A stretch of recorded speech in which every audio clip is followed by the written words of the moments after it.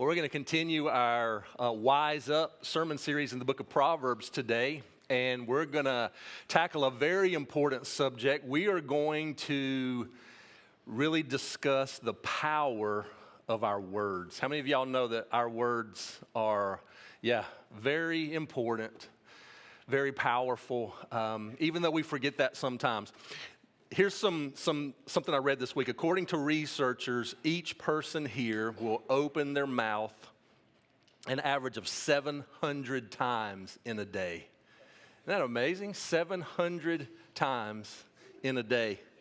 In those 700 times, you will use an average of 12 to 16,000 words.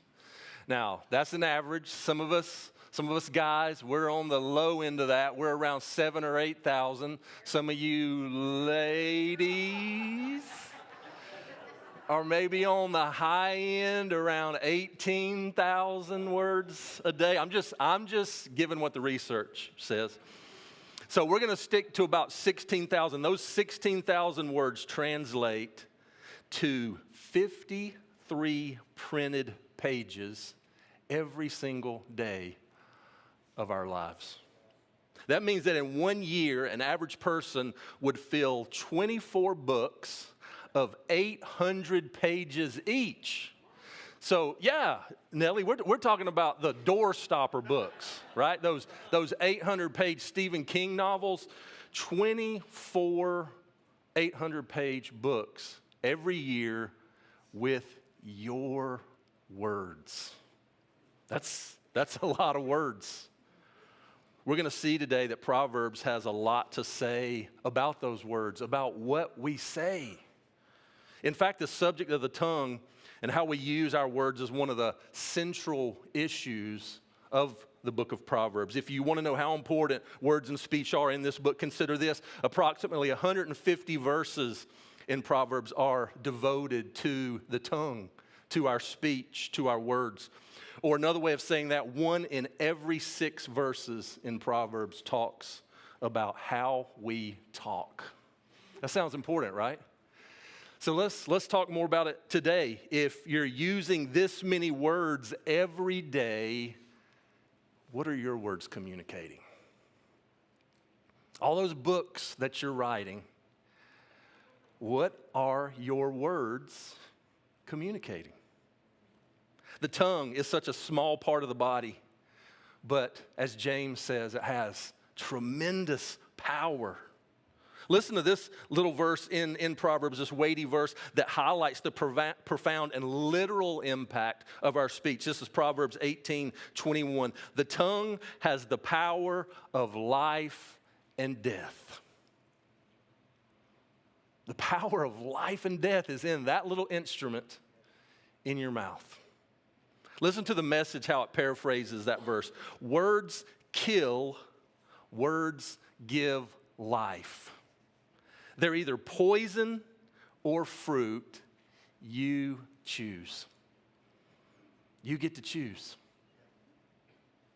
Life or death, poison or fruit. That means a lot is at stake in what we're saying every day. The words that we speak can be life-giving or they can be life-taking. Words can build up, they can encourage, they can motivate, they can heal, or words can destroy, can wreak havoc, can deflate and discourage, leave scars and deep wounds that stay with us for the rest of our lives. People die because of things that are said. Tongues can be weapons of mass destruction, launching holocausts and wars. Think of Hitler's words that led to the extermination of 6 million Jews.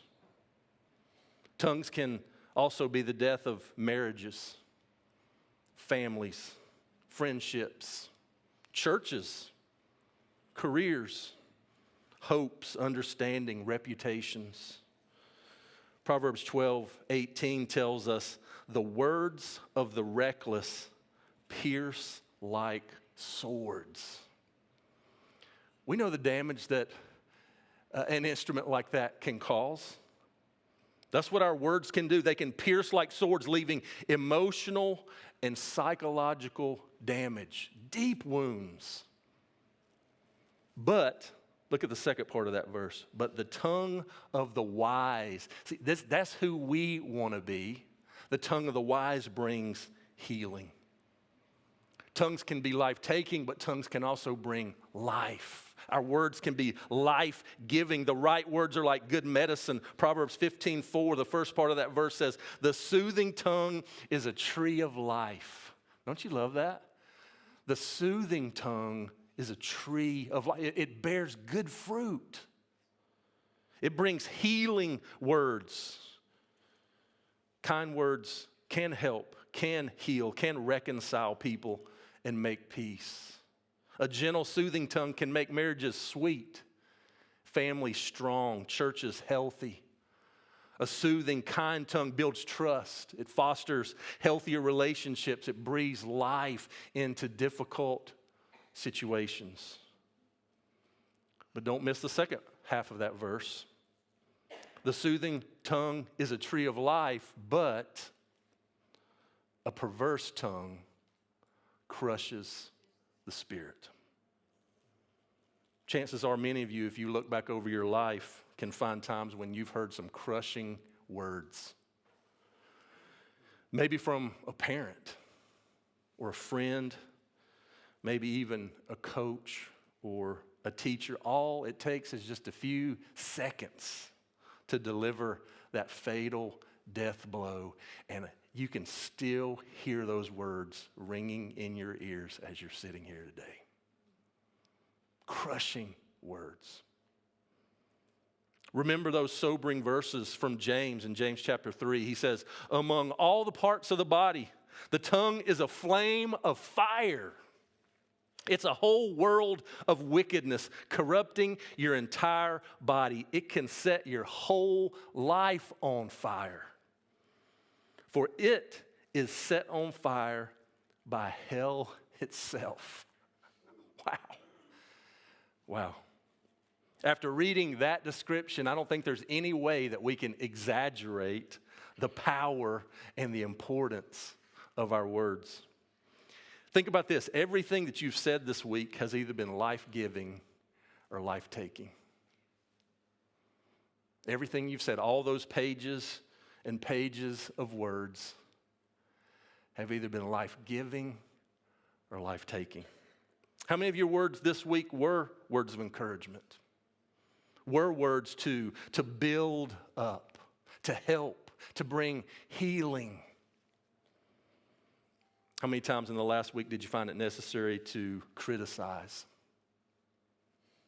to gossip, to complain, to use harsh and toxic words in your relationships? You want to know what complaining does according to research? Complaining rewires your brain for more negativity. The more you complain, the more those synapses in your brain start making connections to form a habit. And so you just become more and more negative, and you just keep complaining more and more and more. You're rewiring your brain for negativity. How critical are you? A critical spirit spreads discontent. It destroys unity and peace. It hinders our ability to love. We can't love when we spend our days criticizing others, focusing solely on the negative. We can't love. That's who we're called to be. How about gossip? Spreading bad news behind somebody's back. Why do we do that? To build ourselves up and to tear others down. Make them look bad. I read a phrase that really struck me this week. It said, gossip is the opposite of the gospel.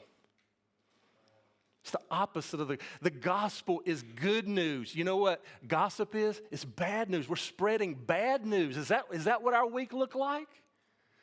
We're not talking about the good news of Jesus and this life that he has for us. We're just complaining and we're criticizing and we're just trashing people with our words.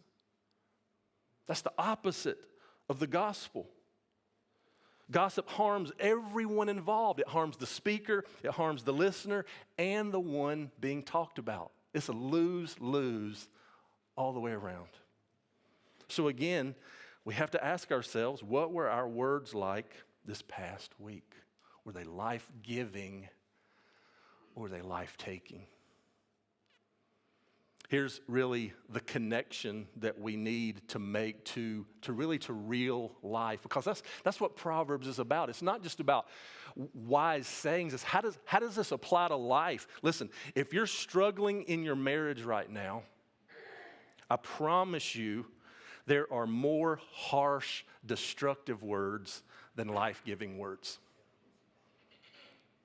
It's just the truth.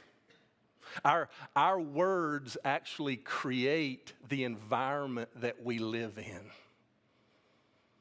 And it's either a life-giving environment or it's a really toxic environment.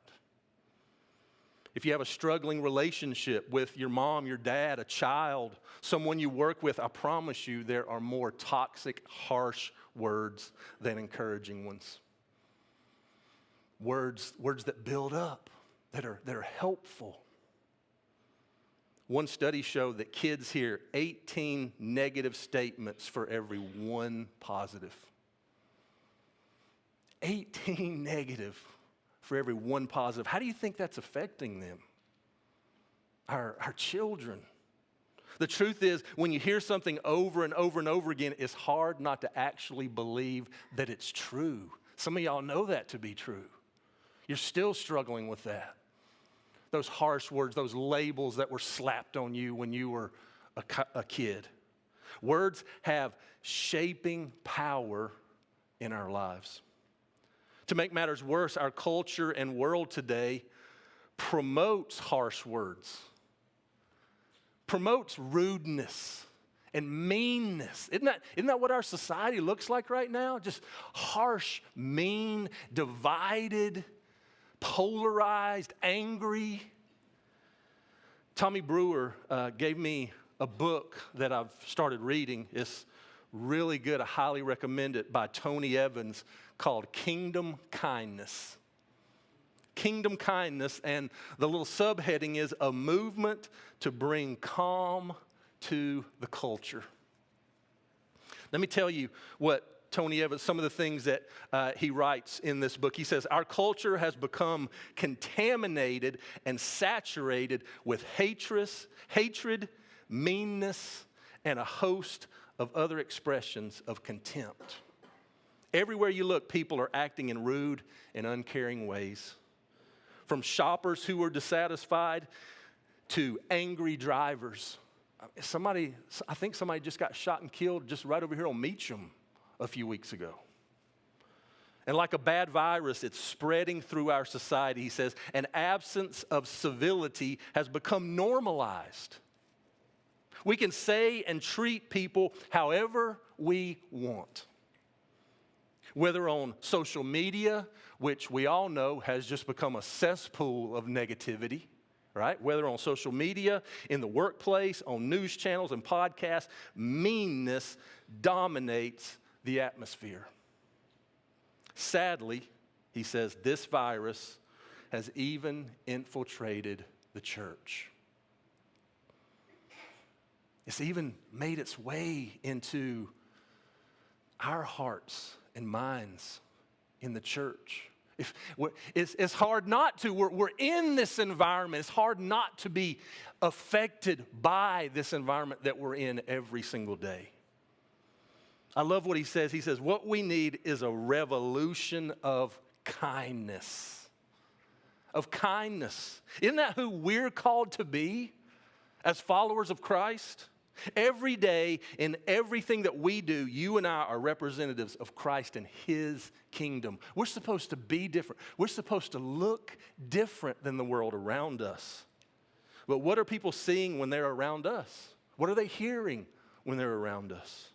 Do we act just like the world, selfishly? Do we get angry in response to things that we don't like? Do we sow discord wherever we go? What do our words look like? Or do we illustrate God's kindness, what we have received from Christ himself, by being kind to others? Let's look at 1 Corinthians chapter 13, verse 4, these famous, familiar words. We just need the reminder today that this is not just words on a piece of paper. This is the life that we're called to live. This is a spiritual responsibility that we have as followers of Christ. Listen to what Paul writes to the church in Corinth. Love is patient. Love is what? Is kind. Love is kind.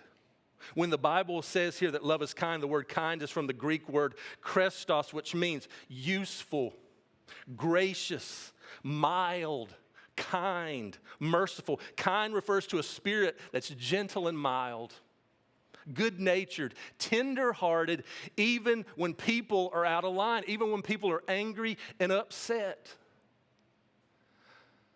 I'm kind, I'm gentle, versus a spirit that is harsh and angry and bitter. Greek scholars tell us that it is a common equivalent of such terms as charis, which means grace. So kindness is very much like grace. It treats people better than how we think they might deserve to be treated. Why would we do that? Why in the world would we do that? Because that's what Jesus did for us.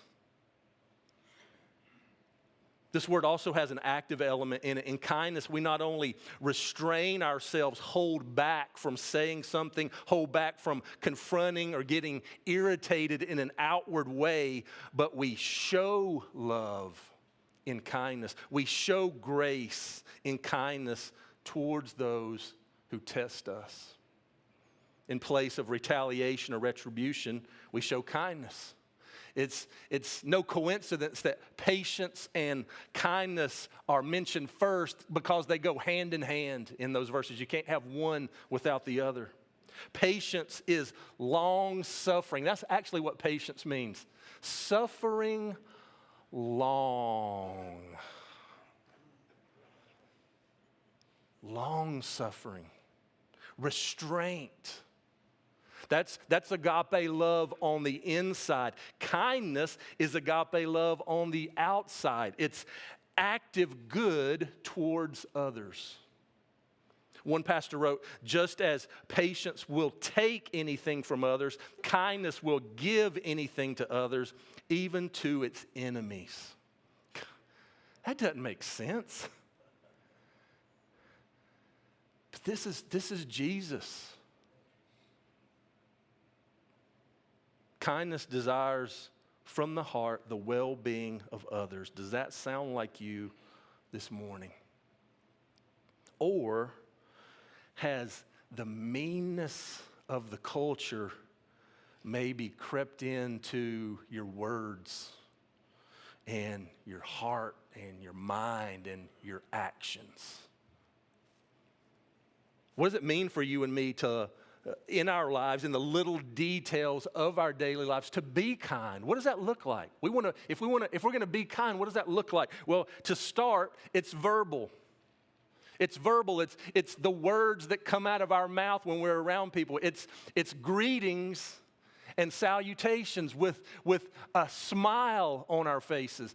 I got to tell you, Miss Sule right now is in a rehab facility called the Staten. And this is what I have realized about this place. That is one of the kindest places in the world. As soon as you arrive on campus here, the doorman is greeting you and smiling. The employees, when you walk in the door, they're greeting you, they're smiling, they're saying, how are you today? The women at the desk, the maintenance workers, if they see you in the hall, they're smiling at you and saying, how are you? How's your day? From the maintenance, everybody in this place is kind. You can see it on their faces. It's a part of their culture, and obviously it's a part of their training, right? Isn't that supposed to be a part of our culture in the church? This is who we are. We're training to become like Jesus. So when we're around people from whoever it is, it's coming out of us. Kindness is just coming out of us. It's not just verbal, though. It's also nonverbal. It's our body language. Did you know your body language communicates? Yeah, Stacy just uncrossed her arms. She uncrossed her arms. 70 to 93% of our communication is nonverbal. What's your face saying? What are your arms saying, Stacy? Okay, now I'm ready to listen. Now I'm ready. I'm opening up. A smile, giving attention, eye contact, listening, a kind face. I was in the bank one time, and the lady asked me, back when we used to get our checks before direct deposit, I'd go in there weekly, and one time I walked in, and she said, "Why are you smiling all the time?" She just stopped me. "Why are you always smiling?" That gave me the opportunity to say, because life with Jesus is this good. Shouldn't life with Jesus be good? And every time I get to go to the bank, I get to thank him for his provision and his goodness in my life, and it just brings a smile to my face. Joy is a fruit of the Spirit at work in us. As he's remaking us, as he has more and more of our hearts, he wants to produce joy. You can't be constantly annoyed and also be a joyful person. Did you know that? If you're constantly annoyed, you just can't be joyful. Ever witnessed the entire atmosphere of a room change when somebody walked in? That's Emmett for me. Man, when that guy walks into a room, man, there's a smile on his face. And he lights up the room, and he's greeting people, and he's hugging people, and he's dapping people up, and he's going around and asking how your day was and how are you, and man, he told me today, "Man, you look good today." And I was like, "Well, it's my anniversary. I'm trying to look good for my wife today."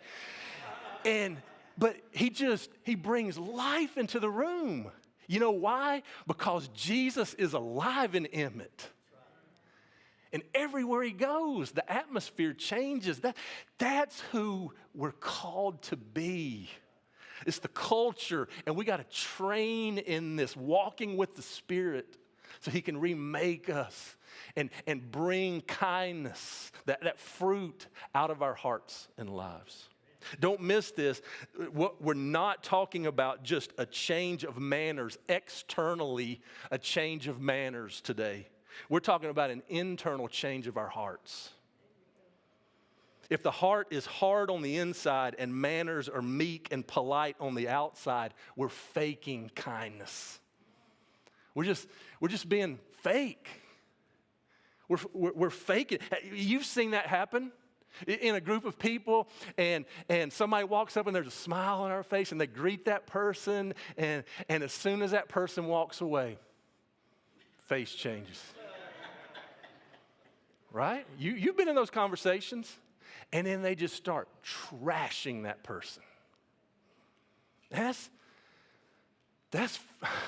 dangerous, and that's fake. That's not what we're talking about. God's got to get a hold of our hearts. In Luke 6:45, Jesus says, "The mouth speaks what the heart is full of." So really, if you looked at your words this past week, they weren't that great, then that means your heart is not in a good place today. Because that's where they're coming from. There's a direct line from your mouth to your heart, from your heart to your mouth. God's not after just cleaning up our speech. He wants to change our hearts. Come and let me remake you so I can produce this kind of fruit that's for real, right? You're not faking it. That's for real, that just pours out. As Jesus has more and more of our hearts, it's going to show up in our words and conversations. We're gonna praise each other. We're gonna speak well of each other. We're gonna show interest in each other. We're gonna encourage one another. All those one another's of the New Testament. Listen to Proverbs 16:24. Gracious words are a honeycomb, sweet to the soul and healing to the bones. I love that verse. Gracious words, good words, kind words. I believe in you. I'm proud of you. Look at what God's doing in your life. I love you. How often do we have a positive thought about someone, something that we're grateful for, something that we notice, that we're proud of? We think it, but we never say it. We get all those negatives out. We get out all those 18 negatives, but we never get out that positive. Here's the challenge for us this week. If you think it and it's positive, say it. I challenge you, say it. It doesn't matter how small, how trivial that you think it is, say it. Text it, write it, speak it, make the phone call. Speak life-giving words every chance you get this week. Ephesians 4:32 says, be kind to each other. There it is, be kind to each other. Gentle, pleasant, gracious, tender-hearted, forgiving one another. Ephesians 4:29, don't use foul or abusive language. Let everything you say be good and helpful, so that your words will be an encouragement to those who hear them. Oh, don't we want our words to be that? Encouraging, building up those around us. What do our words and conversations look like? Is this the rule for our speech? Is this the rule for our speech? Do we actually apply the word, or do we just say whatever we think and feel? I'm just going to let it fly. You know, maybe the Holy Spirit's kind of saying something here, but I don't care. I'm just going to say what I think, say what I feel. Is that who we are in Jesus? See, we've got to decide. Are we going to do life the Jesus way, or are we just going to let the culture and our feelings and whatever we want decide who we are and what we're going to say and do? Kindness also shows up in our actions. We reach out to those in need. We give, we visit, we help. We're not selfish when it comes to the needs of others. Galatians 6:2 says we bear one another's burdens. That's such a privilege. This family that we have, to be able to bear one another's burdens. Paul doesn't describe this kind of love in the context of these great and astounding deeds. It's simply kind. Isn't that simple? It's kind. Love is kind. Think of something very simple that Jesus speaks of. A cup of cold water in my name. How simple is that? A cup of cold water in my name. What does that tell us? We think that kindness costs so much, but it's really just the little things. Those little everyday things. We say to our children, we tell our children, what do we tell them when they're little? Share. Share. Share. That's the lesson over and over. Share, share. This is the expression of kindness in your daily actions. Share. Whatever you have, share it. Daily putting our feet to faith, hands to love. Now, here's a little caveat. Kindness isn't just given to those who deserve it. It's not just given to those who deserve it. A lot of times, these TV shows, especially the ones Meredith and I like to watch, these home improvement shows, they usually try to find somebody really worthy, really somebody who has done a lot or given a lot to reward them for what they have done, right? And that's great, but that's not really what the Bible is telling us to do here. It's not just giving this kind of kindness to those who we think deserve it. We didn't deserve the kindness that God showed us through Jesus, did we? He did what he did for us by his grace. It was absolutely undeserved. And that's the type of kindness we want to now demonstrate to others. I love this quote. Love is not kind to people because they deserve it. It is kind because love is kind. It's just because love is kind. Now, again, this isn't just happening in the church setting, right? Because I can do that in here. I can maybe try to be kind in here, but as soon as I walk out, I'm going to let her rip again. Right? I'm going to get on social media and I'm going to read something and I can't wait. I'm about to tear somebody a new one. It's easy to maybe do it here in the church setting to those who are loving and kind to you in peaceful and ideal surroundings. But how about those who are not kind to you in hard surroundings? And it's true. As soon as we walk out these doors, we're going to walk out into a harsh and mean world and society. And sometimes we're even called to do it in a fault-filled church. Even this letter that Paul was writing to Corinth, they were divided. They were struggling to treat each other well. That's why he's given these words. See, we read these words at weddings, but it's really for the church setting that are people who are struggling to get along. Listen, guys, love is patient. Love is kind. He's trying to help them understand that. It's the same at work, though. It's the same at school. It's the same at home, not just in big dramatic situations for those who deserve it when we feel like it, when maybe they're living up to our expectations and our standards. No, it's kind. Love is kind. Colossians 3:12 and 13 says, since God chose you to be the holy people that he loves. You know what holy means? Set apart. He has set you apart to be different, to look different, to be his representatives. Since God chose you to be those holy people that he loves, you must clothe yourselves with tender-hearted mercy, kindness, humility, gentleness, and patience. Make allowance for each other's faults and forgive anyone who offends you. Remember, the Lord forgave you, so you must forgive others. Did you hear that? Anyone who offends you? Whoever offends you? Right now, some of you have a face in your mind, don't you? And the answer is yes, even that person. Even that person. Who is the person you're upset with holding something against? That's exactly the person to whom you are to show the kindness of love and forgiveness. It also shows up in our reactions. You want to know something? I'm going to be real honest. I failed pretty miserably at this week. Kindness showing up in my reactions. It's our anniversary today. 23 years.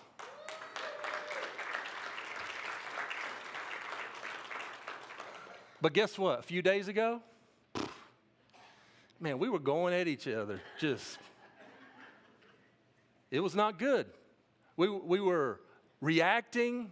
We were saying negative stuff. We were bickering and well, you know, I kind of know that this isn't what I'm supposed to do, but I don't have time for this. So I'm just going to continue just to react in unkindness. Listen, this is a challenge. I'm not saying this is easy. This is a challenge for all of us. When we disagree, when we're wronged, when another tests us, when we find another irritating, listen to Proverbs 21:23. Whoever guards his mouth and his tongue keeps himself out of trouble. Man. But I want to say it. I want to react. But listen, this series is about wising up. We want to be wise. Listen, whoever guards his mouth and his tongue, that's the wise person. It's going to keep you out of trouble. It works. It's the truth. Wisdom says, keep your mouth shut. Proverbs 29:11 says, fools vent their anger, but the wise quietly hold it back. Long suffering, patience. How about Jesus in Matthew chapter 5? But I say, do not resist an evil person. Let's go even beyond irritating to an evil person. Now we're dealing with an evil person. Don't resist them. If somebody slaps you on the right cheek, offer the other cheek also. If you're sued in court and your shirt's taken from you, give him your coat too. If a soldier demands that you carry his gear for a mile, carry it 2 miles. Go the extra mile. Jesus says this is the way the law of kindness is going to govern your behavior, to turn the other cheek. Don't respond in like manner. Love your enemies. Paul later explains to the Romans, do not be overcome by evil, but overcome evil with what? With good. See, we're called to be different, to act different, to live different, to speak different. To those who differ from us, who may even be opposed to us, we're called to be patient rather than dismissive. Instead of being rude, opinionated, aggressive, like so many, stooping to their, let me just stoop to your level and let's just have it out. That's not who we're called to be. Christ calls us to kindness. The gospel in action. May we echo that great prayer of David in Psalm 141:3 where he says, set a guard over. Listen, let's pray this verse every day this week. Set a guard over my mouth, Lord. Keep watch over the door of my lips. I want to think twice before I'm saying, remind me, my words are powerful.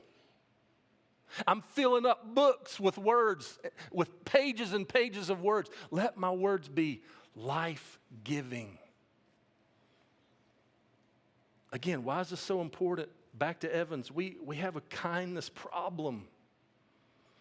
We've divided ourselves into camps. We love some people. We hate other people. We're good. You're bad. There's no patience. There's no kindness. Listen, a lot of times in the church, we're known more for what we're against than what we're for. So what if we allowed 1 Corinthians 13 to be a sort of filter, a heart check for what we say, what we do, what we post online? How stupid and wrong other people are. We chant in the name of Christ and right beliefs. But if we don't do that, how are people going to know what we stand for? How will we set ourselves apart from those wrong behaviors and beliefs? How will they know? Jesus says, by this, everyone will know that you're my disciples if you love one another. It's about love. That looks different. Love and mercy and forgiveness and grace and kindness. That looks different. My witness is kindness. It's time for all of us to get involved in making a difference in our conversations, whether it's in the living room, it's on social media, the public sphere. Here's kind of the kicker as we're closing today. God wants this kindness from us more than he wants our religion, our religious deeds. It's easy to fall into the trap of being satisfied with all the religious things that we're doing for God, all the while ignoring what he really wants from us. He wants our hearts. He wants to change our hearts. In Zechariah chapter 7, 2 men come as representatives to the Lord to ask him if they were supposed to continue fasting at certain times of the year as they were accustomed to. Listen to God's answer. He says, when you fasted all those years, 70 years, was it really for me? And God reminded them of what he said in chapter 7, verses 9 and 10. This is what the Lord Almighty said. Show mercy and kindness to one another. See, I'm not interested was your fasting even for me? Because it sure didn't look like it because of the way you were treating each other. Here's what I want: show mercy and kindness to one another. The NASB says, practice kindness and compassion and do not devise evil in your hearts against one another. God said, in effect, I don't want your fasting. I don't want your so-called religious deeds. I want you to be kind to each other. Your ancestors didn't listen, and you know what happened? They were defeated and scattered. They paid the consequences. And he's saying the same thing to us today. Many of us are just like these two guys in Zechariah when we come to God saying, hey, look at all I'm doing for you, Lord. I go to church, I give. I just got through reading the book of 1 Corinthians. Aren't you proud of me? And all the while, there are people you snub and treat badly, and you won't forgive, and you're angry, and you're critical, and you're gossiping, and talking about all the people that we're trying to get back at. God is saying to us today, He's not impressed with how religious we are. What He really wants is, again, your heart, His kindness produced in you for your spouse, your kids, your families, your church family, your neighbors, even to those who don't deserve it, especially to those who don't deserve it. So what will come out of your mouth today? Will it be death or life? Angry, hurtful words that cut and wound, or healing? It really all depends on what's filling your heart. Again, out of the abundance of our hearts, the mouth speaks. A critical heart produces a critical tongue. A self-righteous heart produces a judgmental tongue. A bitter heart produces a sharp, biting tongue. An ungrateful heart produces a grumbling tongue, but a loving heart, submitted and yielded to the Spirit of God, produces a gracious, life-giving tongue. Let me pray for you today.